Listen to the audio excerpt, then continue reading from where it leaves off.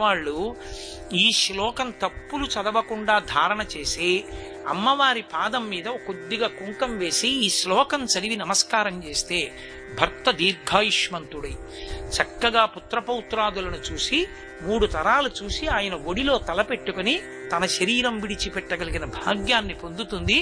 పసుపు కుంకాలతో 10 కాలం ఉంటుందంటారు. ఇది యథార్థంగా నా జీవితంలో ఒకానొక సందర్భంలో అనుభవంలోకి వచ్చింది ఒక విషయంలో. కానీ వ్యక్తిగత విషయాలు నేను సభావేదికల మీద చెప్పడం నాకు అలవాట్లేదు, అందుకని చెప్పను.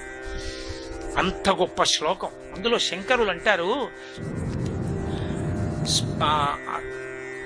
సుధామప్యాస్వాద్య ప్రతిభయ జరా మృత్యుహరిణీం విపద్యంతే విశ్వే విధిమకముఖాత్యాది విశదః కరాళం యక్ష్వేళం కబళతవత కాలకలన నశంభోస్తన్మూలం తవ జనని తాటంక మహిమా.